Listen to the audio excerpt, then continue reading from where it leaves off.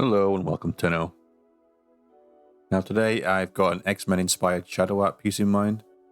But before we get into any building, there is a couple of tips that I want to share. Okay, so for the first tip, I'm going to call this decoration depth.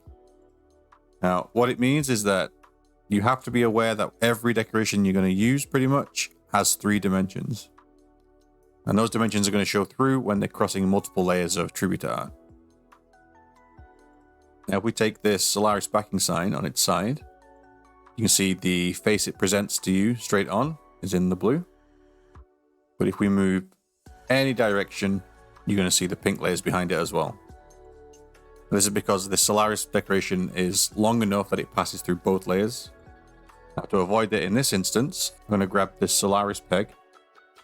And you can see its presenting face is kind of similar, but it's comparatively little depth compared to the Solaris sign. So you can confine this decoration to just one layer. Sometimes it's unavoidable to get a decoration that passes through multiple layers. But if you ever want to try and get that a bit more under control, this is how you're going to do it.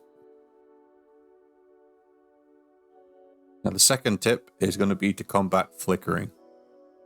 Now you're probably going to get flickering to some degree no matter what you do. Distributor art stuff is not exactly stable. But the most common source of flickering is going to be you've got a decoration that is far too close to the light layers. You see in this instance, again, just use the Solaris backing because it's nice and flat. If this is much too close to the grey layer, every angle that you look at it, it's going to flicker. Now how we get around this is we make sure that that presenting face is nicely sandwiched in between the 2 light layers without directly touching any of them. This will solve a lot of your flickering issues and make your image nice and stable. Now the third quick tip is cap efficiency.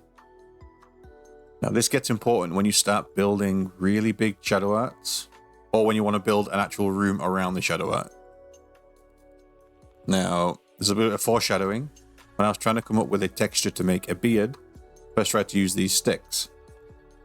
After placing 20 or 30 down experimenting, I was starting to realize this was going to start to cost a lot of capacity. They also just didn't look like hair. They were far too sharp.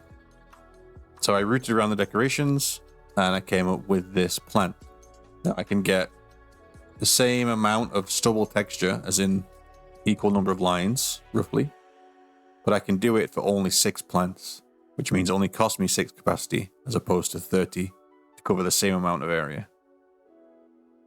Now, you're not always going to be able to skimp like this, but it's worth thinking about if you're starting to get a bit close to the cap limit. Maybe start thinking of how you can save some. Now, the 4th tip is really minor, but please remember that the shadow art projections, when you change it from text, are only visible from one side. Now, the reason this has kind of come to my attention is I was helping someone in my YouTube comments who was saying that their codes weren't working. And it took me and my friend Perzel a while to work out why this was. But essentially, whenever you place a decoration from the menu, it's always going to come out facing a default direction. So look at these grenade statues, you see they're all facing the same direction, no matter where I place them in relation to my camera. And that's the same for tributors. The problem is, if you put the tributor down, it's facing away from you. Once you enter your Omega code, you're then not going to see it from the back and you're going to think it hasn't worked. So always check the front side of your tributors to make sure everything's working.